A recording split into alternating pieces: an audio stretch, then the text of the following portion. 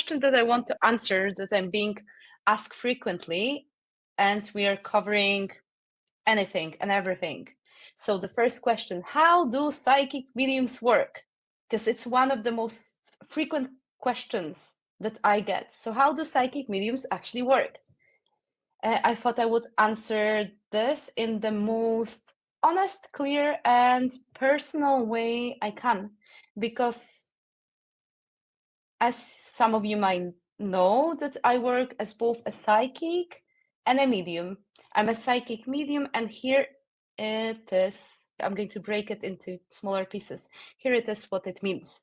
So as a psychic, I read energy, and as a medium, I connect with spirit, your loved ones, your spirit guides, and angels. And sometimes I do both in the same session. And before I begin any reading, I always set a sacred intention, and I might say, let me receive only what is for the highest good of this client. Let me be clear, grounded, protected, and in service. Because this is sacred work, and it is not entertainment. It is not a show. It is a bridge between the physical and spiritual world, and it holds deep responsibility. I want to talk now about psychic readings, or parts of that, part of my readings when I work psychically. So when I work psychically, I tune into your aura, which is your energetic field that surrounds your body and carries your emotional, mental, physical, and spiritual information. And it is like energetic imprint of everything you're going through, carrying, attracting, or resisting. And I can read your emotional state. Are you holding sadness, anxiety, joy, or expansion? Relationships, what connections are nourishing or draining you? Career themes or life direction, what wants to grow in your path? Soul lessons, what patterns are repeating or asking to be healed? And then energy blocks or opportunities, what's rising and what's possible. And sometimes I will say things like, there's someone around you who's draining your energy, you're feeling stuck, but I see a creative shift coming in 2 months. Or perhaps there's a move or change of scenery on the horizon. It's already in your field. But I want you to be very clear. I don't believe in fortune telling. And even though I can see what may be unfolding, that doesn't mean it's guaranteed to happen, because you have a free will. So you're not meant to give your power away to any psychic medium. I want you to know it. My job isn't just to predict your future. It is to help you understand what you're creating right now and how you can work with your energy to live more in alignment with your soul. Because I truly believe that the most beautiful psychic readings are the ones that are going to empower you. I want every single client to walk away feeling more clear, more grounded, and more in tune with their inner knowing, not dependent on me or anyone else. Because real spiritual work should help you understand yourself, recognize your patterns, reconnect to your intuition, make aligned choices, and feel seen and validated. And of course, I am saying what I see based on reading your energy, but I truly believe those psychic readings should be more than you're going to get a red car, or you are going to be in love with that particular person and she looks like that. And of course I'm able to see that, but I truly believe, like, if we open ourselves to more, that we can really benefit more from those psychic readings. I feel life becomes like easier and you get so much more support. So I want you to be clear about that. And I want you to also remember that if anyone ever tells you something scary, disempowering, or demands money to remove a curse, walk away. And that's not spirit, that's fear, and you deserve better. So always use your discernment. And then, well, how do I receive those messages, whether I read psychically or mediumistically, that I'm going to talk about in a second? Well, even in psychic readings, well, people often assume the clairs, those intuitive senses, are only for mediumship, but I experience them in psychic readings too. So they're just the way spirit or your soul's higher guidance speaks to me. And I work with all six clairs. So clairvoyance, I see images, colors, people, symbols in my mind's eye, sometimes externally as well. Clairaudience, I hear words, phrases, songs, or names within my inner ear. Clairsentience, I feel emotions that don't belong to me. Joy, anxiety, chest pressure, warmth, chills. Then there's claircognizance, I just know things. Facts drop in without explanation. Clairalience, I suddenly smell something meaningful, like a scent from childhood, smoke, or roses.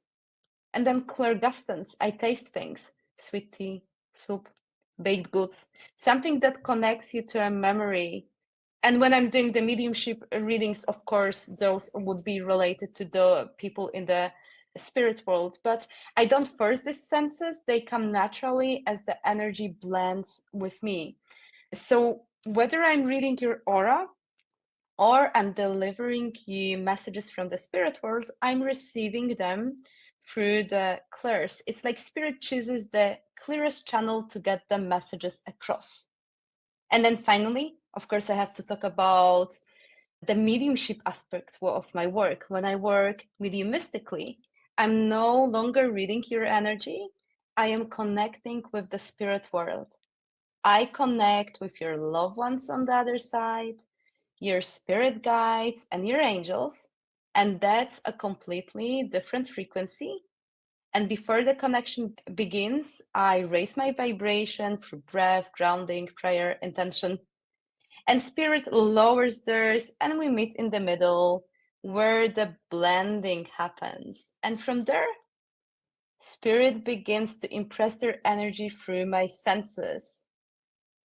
And I've already described some of the clairs, so this is how the spirit world operates or connects through me, because they don't have a voice box, so they have to find their own ways of communicating with me.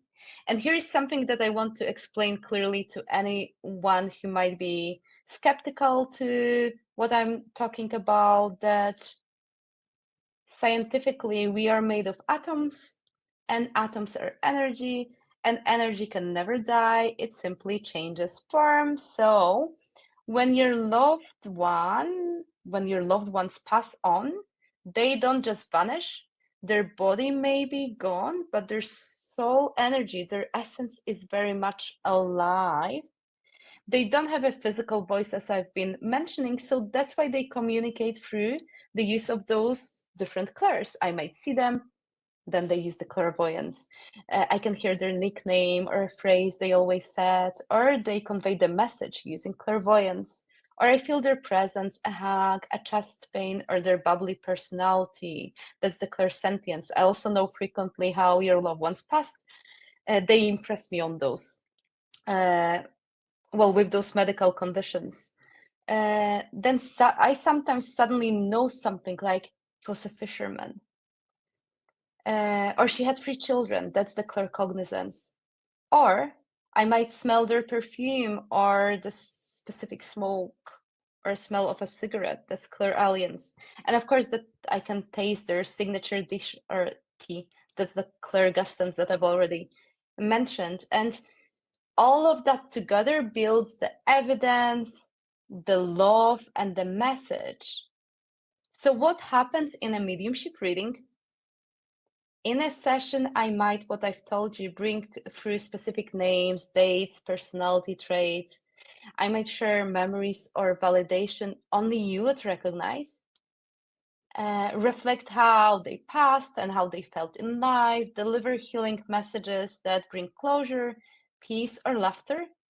And reconnect you with your spirit guides or angels if they're stepping forward. And I always say that spirit shows up with what you need most, and it's not about what you want to hear.